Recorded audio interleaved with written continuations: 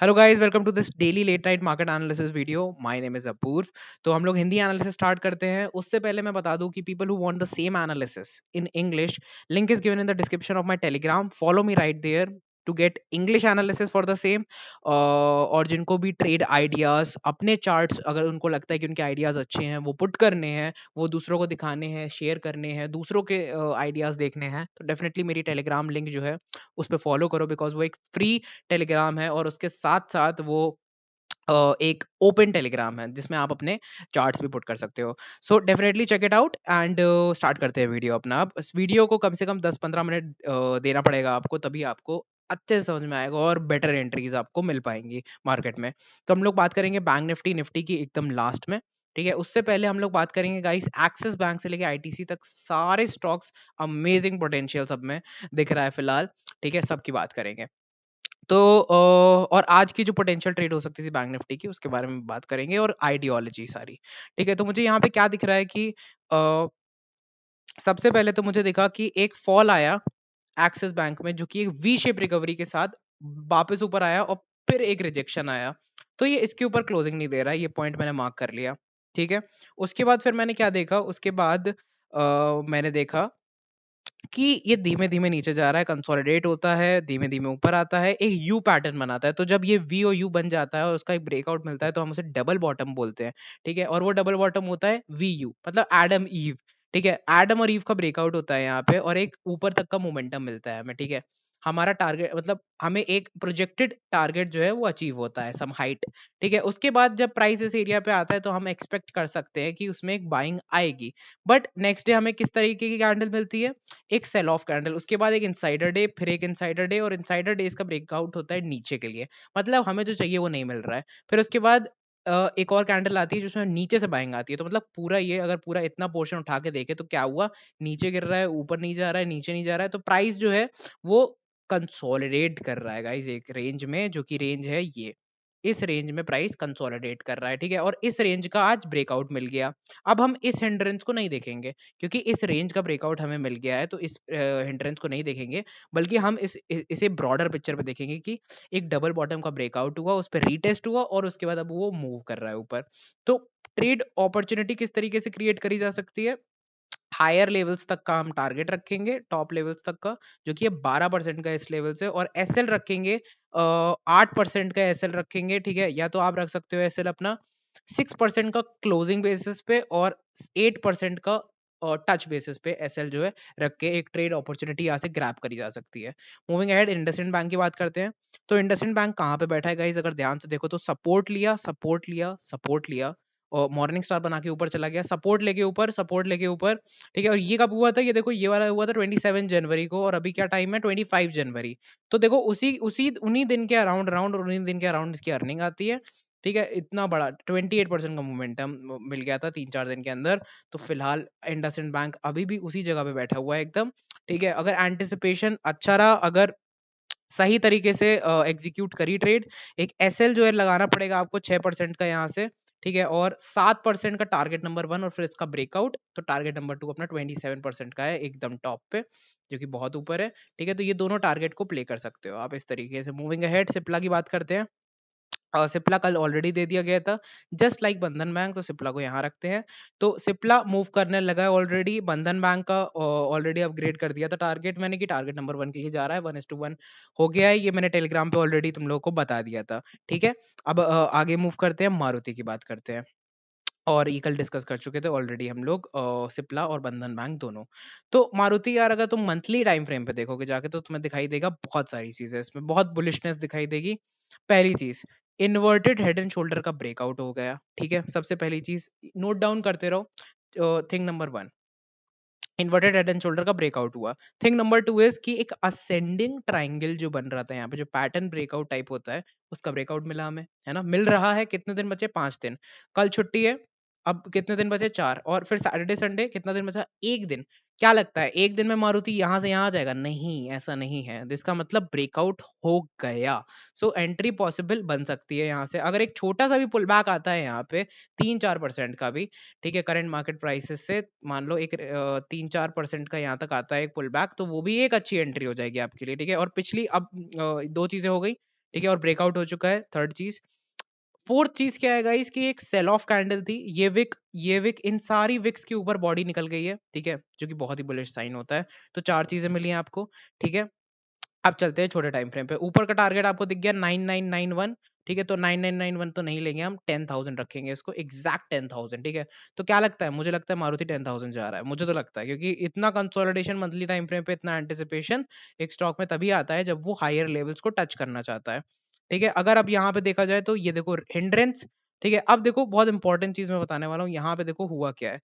जब भी ये इस एरिया पे आता है, देखो इस एरिया पे आया, इसने एम पैटर्न बना के ब्रेक डाउन दे दिया, इस एरिया पे आया एकदम वी शेप फॉल हो गया, इस एरिया पे इस बार आया और इस बार कंसोलिडेट करके ब्रेकआउट दिया है ऊपर की तरफ, अक्यूमुलेशन ऑफ प्राइस एक्शन हुआ है और ऊपर ब्रेकआउट दिया है, इसलिए ये बेटर ब्रेकआउट हुआ है इस बार। इसके नीचे एक एसएल रखेंगे हम लोग और 10,000 का टारगेट रखेंगे मारुति में। मूविंग अहेड गाइस, और ट्रेड्स की बात कर लेते हैं।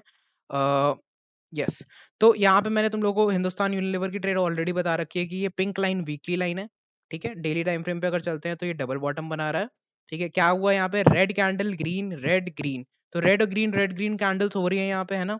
द मोमेंट ये इस कंसोलिडेशन, ये कंफ्यूजन जोन है पूरा, द मोमेंट इससे निकलेगा, हम थोड़ी सी क्वांटिटी यहाँ पे बाय कर सकते हैं, ठीक है। इस तरीके से प्लानिंग कर सकते हैं आप, जो भी आपकी प्लानिंग है, ये कॉल्स तो है नहीं जो मैं आपको प्रोवाइड कर रहा हूँ, जो मैं प्रोवाइड करता हूँ अपने टेलीग्राम पे, ट्रेडिंग व्यू पे और यहाँ यूट्यूब पे, वो सब की सब पोटेंशियल ट्रेड आइडियाज हैं, ना कि कॉल्स, याद रखना, ठीक है। डिस्क्लेमर जो है डिस्क्रिप्शन में भी है, ठीक है। एनी लॉस दैट यू इनकर, वो आपका खुद का लॉस होगा, any profit that you make वो आपका खुद का प्रॉफिट होगा, ठीक है। स्ट्रैटेजीज क्या हो सकती हैं, हेल्प क्या हो सकती है, वो सब मेरा काम है, वो मैं आपकी करता रहूंगा। मूविंग अहेड, तो डबल बॉटम का जो ब्रेकआउट होगा फ्यूचर में गाइस, है ना, उसका एंटिसिपेशन हम ले रहे हैं यहाँ से, अगर ये इसके ऊपर निकलता है जोन के ऊपर, और फिर डबल बॉटम का भी ब्रेकआउट हो जाएगा। फिर अगर डबल बॉटम का डेली चार्ट पे ब्रेकआउट होगा और फ्राइडे के आसपास आके वो सस्टेन हो जाता है, तो ये डबल बॉटम जो वीकली टाइम फ्रेम पे बना है और जो पिंक लाइन जो trend line weekly time frame पे बनी है, वो दोनों सस्टेन हो जाएगी उसके ऊपर प्राइस। इसका मतलब कि प्राइस जो है स्ट्रांग होता चला जा रहा है धीमे धीमे टाइम के साथ, ठीक है। तो उसमें एडिशन, हर पुल बैक पे एक एडिशन करा जा सकता है। मूविंग अहेड, पीवीआर की बात करते हैं।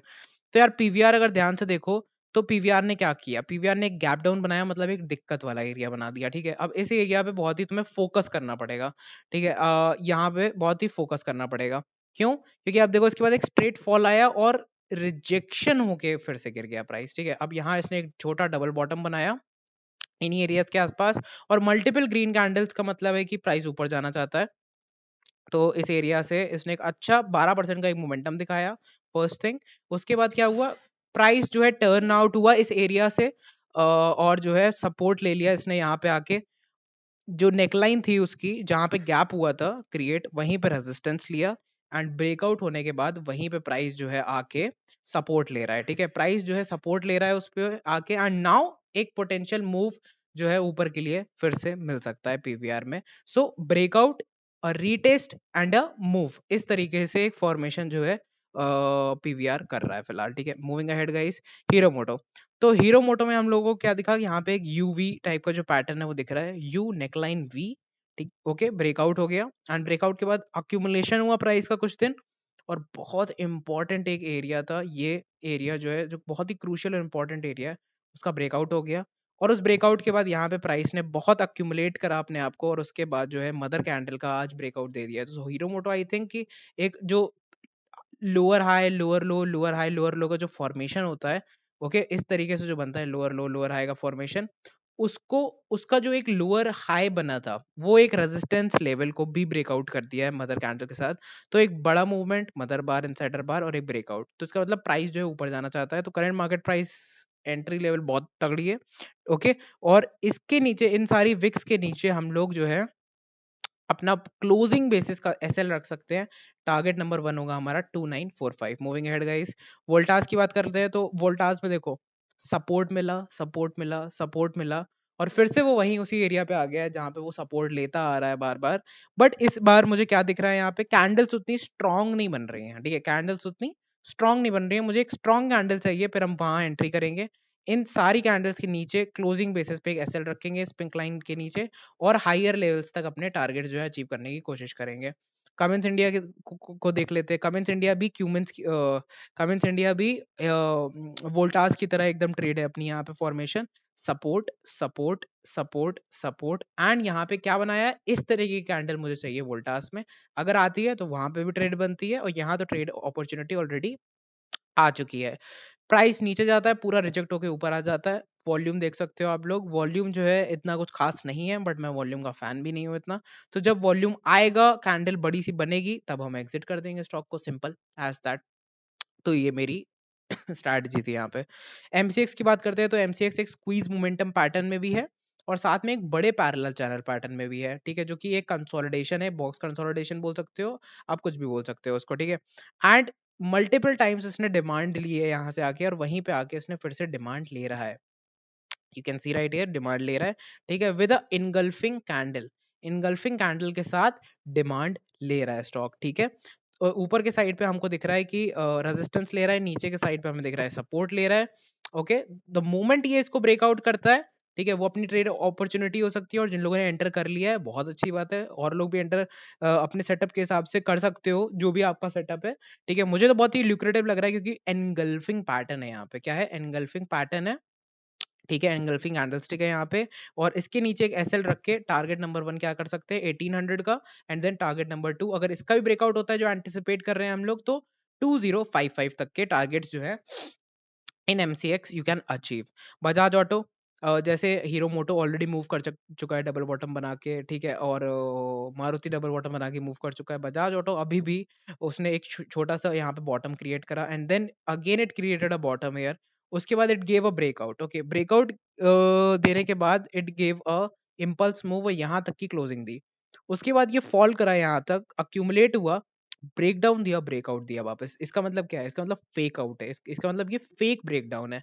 कंसोलिडेट करा इस मदर बार के अंदर, और फाइनली जो है इसने एक कैंडल ऊपर दिखाई है जाने की, ठीक है। लेट्स सी अगर ये मोमेंटम ऊपर के लिए और कवर अप होता है, ठीक है, तो we can see easy targets of 3668। तो आज की थीम क्या है, डबल बॉटम ब्रेकआउट रीटेस्ट और उसके बाद मूवमेंट, ये आज की थीम है बेसिकली, ठीक है। और सपोर्ट पे कौन कौन से स्टॉक है, एस एस कंस्ट्रक्शन, ये मेरे प्रायोरिटी ग्रुप मेंबर्स ने ही मुझे दिया था ये stock.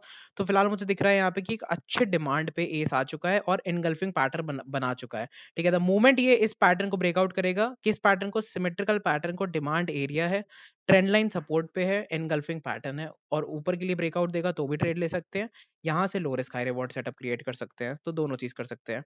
Britannia same thing, double bottom के फॉर्मेशन का एंटिसिपेशन और लोअर विक रिजेक्शन की कैंडल बन चुकी है।